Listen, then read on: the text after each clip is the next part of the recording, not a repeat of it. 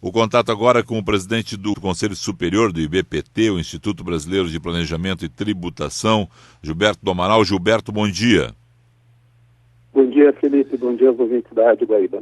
Que história é essa da dívida dos contribuintes ultrapassar pela primeira vez a arrecadação nacional? A gente sabe que a gente está endividado, mas eu não imaginava que fosse tanto assim.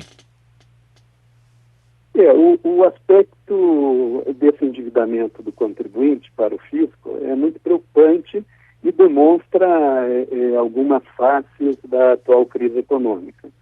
Nós verificamos que os contribuintes brasileiros, pessoas físicas e também as empresas, não estão conseguindo pagar os seus tributos, estão ficando com dívidas em atraso, e isso está formando uma bola de neve. Hoje, de cada 10 contribuintes, 4 estão inadimplentes. Poderemos chegar até o final do ano, de cada 10 contribuintes, metade estarão em atraso com o fisco, seja ele federal, estadual ou municipal. Vamos lá. Segundo o levantamento de vocês, o estoque da dívida dos contribuintes brasileiros é de 2 trilhões 210 bilhões de reais. O PIB brasileiro está calculado aí, ou melhor, PIB não, né? A arrecadação anual da União, estados e municípios está calculada em 2 trilhões e 10 bilhões. Nós estamos devendo mais impostos para municípios, estados e União do que a arrecadação deles em um ano. Vai quebrar mesmo todo mundo. A gente vem alertando há muitos anos que a carga tributária brasileira é insuportável, que as pessoas não conseguem. E se a gente for ver, mesmo nos períodos em que o país experimentou um crescimento, ainda assim esse estoque da dívida ativa vinha aumentando. Explodiu agora no ano de 2015 por causa da crise e pelos levantamentos do primeiro trimestre que nós temos nós verificamos que está crescendo ainda mais em 2016. Então, isso mostra um quadro preocupante de que o contribuinte não consegue pagar os seus tributos em dia. Isso aqui nós estamos falando de impostos como ICMS, que deveria ser arrecadado por empresas, IPI, indústrias, mas IPVA, cidadão, IPTU. Nós estamos falando de toda a cadeia de impostos, seja desde pessoa física a entidades privadas, a indústria, comércio e serviços. Exatamente. No caso das pessoas físicas, as principais dívidas que as pessoas físicas têm junto ao imposto de renda e também junto aos estados, no caso do IPVA, e junto aos municípios, no caso do IPTU. No caso das empresas, as dívidas maiores são as dívidas federais, como o INSS, PIS, COFINS, principalmente, também o IPI. E também o ICMS, ele compõe um estoque muito grande da dívida das empresas. Então, é basicamente um endividamento generalizado, apesar de que maior parte, próximo de 3/4 desse estoque está com a União, mas, de qualquer maneira, há um endividamento generalizado. Na primeira eleição presidencial direta, né, 1989, nós tínhamos uma carga de 22,16%. Hoje essa carga é de quanto? Desculpa? Não, hoje a carga, lá na eleição do Collor, antes do Collor assumir, se calculava a carga tributária brasileira em 22%. Hoje está em quanto a carga tributária brasileira? 34%. Se você pegar o nosso levantamento, nós fizemos desde 1979, ou seja, 10 anos antes ainda da redemocratização. Então, nós vimos que em 36 anos, a carga tributária em relação ao PIB cresceu 70%. ela saiu de 20% no final da década de 70, de 1970, para chegar em 2015 em mais de 34%. Vai parar onde esse negócio, hein? Porque da forma como está, a gente não consegue mais pagar. Está aí a dívida, esse montante global da dívida provando isso. Os governos continuam falando em aumentar impostos.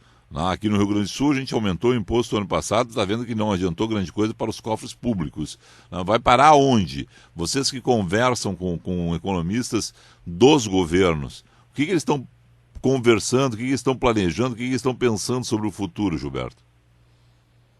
Olha, o governante, de uma maneira geral, ele só tem foco em aumentar a arrecadação, em aumentar os impostos e as contribuições. Eles não têm grande foco em reduzir, em racionalizar os custos, em bem administrar.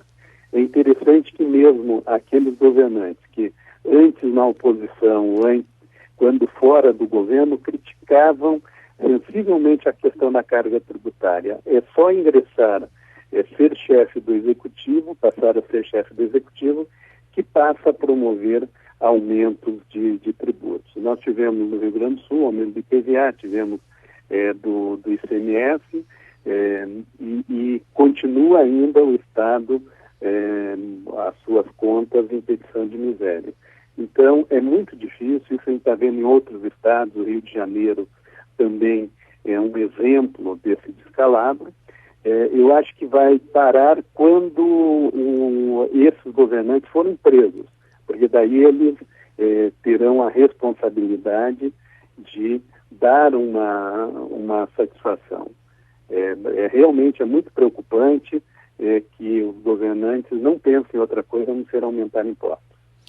Bom, estamos conversando com o coordenador de estudos do IBPT, presidente do Conselho Superior do Instituto Brasileiro de Planejamento e Tributação, Gilberto do Amaral. Gilberto, me diga o seguinte, tem uma perspectiva de um novo PIS, quer dizer, é bem o que a gente está falando, né? Mais impostos. E pelo cálculo de vocês, isso vai prejudicar ainda mais a economia brasileira. Vocês já estão calculando, inclusive, perda de empregos, que a crise do desemprego já é grande. Se aprovarem esse novo PIS que está se falando, vai piorar ainda mais. Principalmente o setor de serviços é muito atingido pela proposta que a Receita Federal já trabalha há alguns anos e que já ensaiou apresentar essa proposta e que está tentando convencer o Executivo para a implementação. Essa proposta, ela faz com que as prestadoras de serviços tenham um crescimento na sua carga da ordem de 5 pontos percentuais de PIS e COFINS, ou seja, dá 5% a mais de custo em relação ao faturamento. No momento de crise, não haverá como ser repassado esse aumento de custo para os preços finais, então, consequentemente, sobrará para os empregos que serão comprometidos. A gente estima de que de cada 10 postos de trabalho no setor de serviços, 2 perderão o emprego a caso seja aprovada essa medida. Eu vou voltar a uma questão aqui. Quando vocês conversam com um candidato, o João é candidato, a Maria é candidata. Ele vai aí, conversa com vocês, olha, a intenção dele é boa, né? Sempre não, eu quero reduzir a carga tributária, vocês dão alguns caminhos para eles, olha, vai por aqui, vai por ali, observa isso, observa aquilo. Eles se comprometem, vamos dizer, na campanha, a gente vai ver isso agora, campanhas de prefeitos se comprometendo com isso. Quando eles voltam para conversar com vocês, quando vocês vão atrás deles, vem cá, nós indicamos alguns caminhos lá e tal, o senhor não fez nada daquilo, o senhor está agora querendo aumentar a carga tributária. Como é que é esse feedback? Como é que é essa volta? Vocês têm uma conversa anterior e uma conversa posterior? Dá para fazer uma simulação dessa conversa e nos contar um pouco como é que funciona isso na prática quando a conversa é com o candidato e quando a conversa é com o eleito já? Ela é igual a conversa que ocorre nas campanhas. Você na campanha, você tem o candidato prometendo que não aumentará impostos, você tem ele falando que vai reduzir custos, que ele vai reduzir despesas desnecessárias, que ele vai coibir a corrupção, o desvio do dinheiro público, e posteriormente, assim que eleito, ele volta para falar com a opinião pública dizendo que as contas estão em petição de miséria, que é necessário aumentar os impostos, que é necessário preparar o país ou o Estado para um crescimento. Então, o discurso, ele o mesmo discurso público que se faz, são as desculpas que a gente ouve em privado, de que as contas não estão fechando, que falta dinheiro para isso, falta dinheiro para aquilo, que precisa aumentar a carga tributária. Isso a gente tem escutado basicamente de todos os governos, né?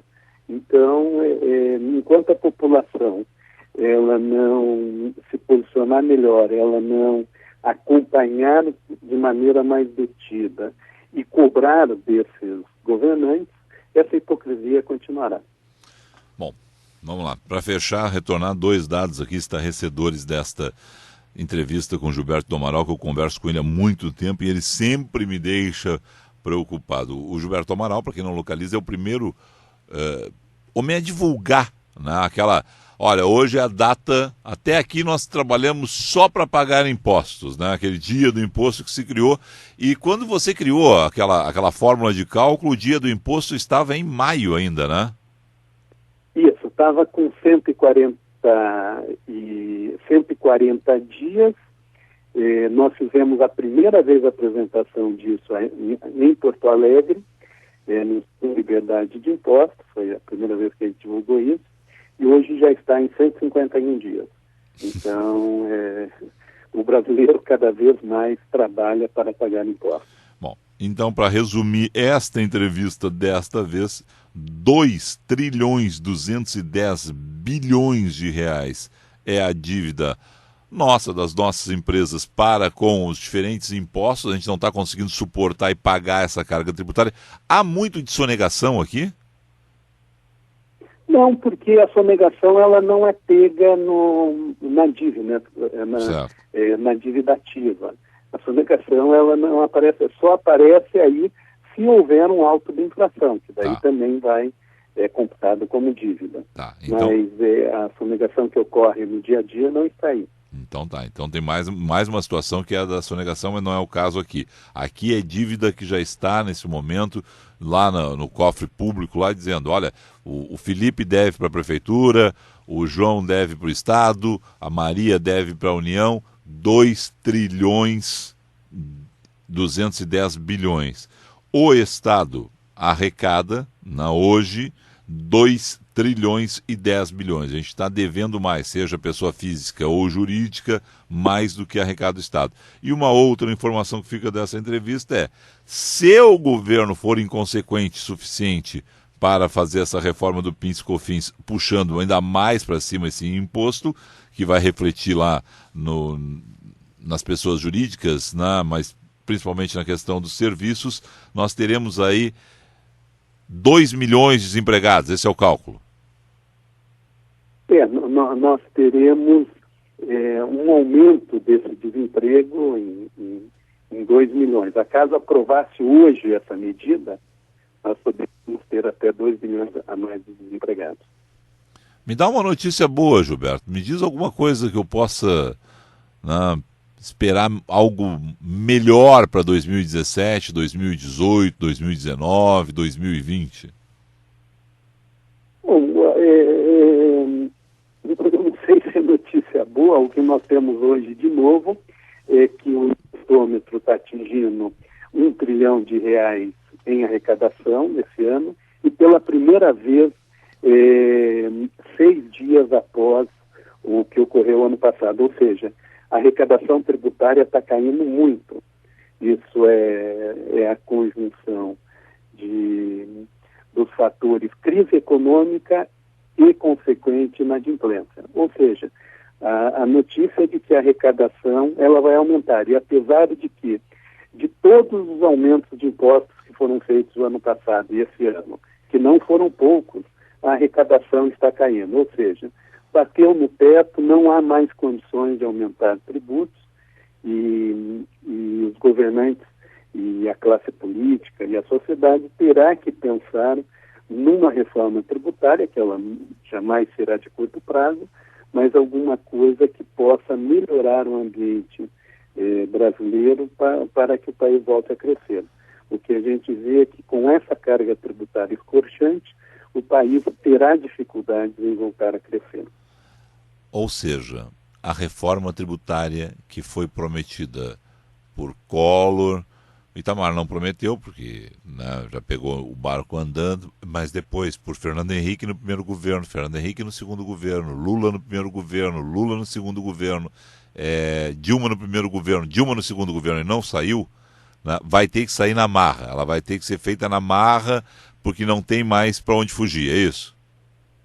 Isso, a arrecadação tributária vai cair, ou seja, vai ter que se fazer uma reforma fiscal antes da reforma tributária, ou seja, vai ter que se atacar o gasto público, vai ter que se atacar o desperdício do dinheiro público e, consequente, uma reforma tributária que permita que os agentes econômicos, ou seja, os empresários, os trabalhadores, tenham incentivo e consigam manter os seus negócios pagando uma tributação mais equilibrada. Do jeito que está, o que nós vamos ver é o contínuo aumento da inadimplência e a queda da arrecadação.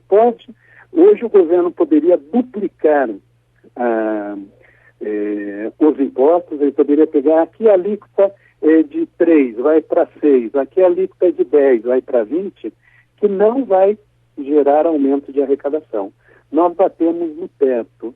Se fala em termos econômicos tributários na curva de Laffer. Uhum. Qual é o momento em que não adianta mais aumentar os tributos que a arrecadação não aumentará?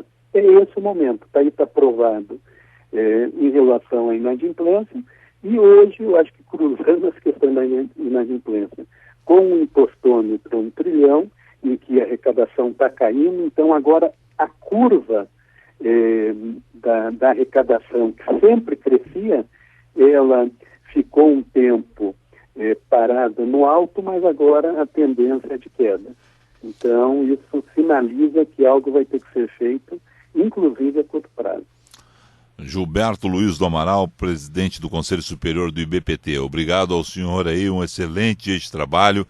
Vamos voltar a conversar aí para acompanhar, porque afinal de contas esse é o dinheiro que sai do nosso bolso, né? Esse é o dinheiro suado do nosso trabalho, que é mal empregado, que é mal gerido e que é caro para a gente, né? Pagar todos os impostos, e aí muita gente está optando, infelizmente também, porque não é bom que seja assim, de jogar com a barriga muitos deles, prolongar os prazos, não pagar agora, porque não tem condição de pagar. A realidade também é essa, né?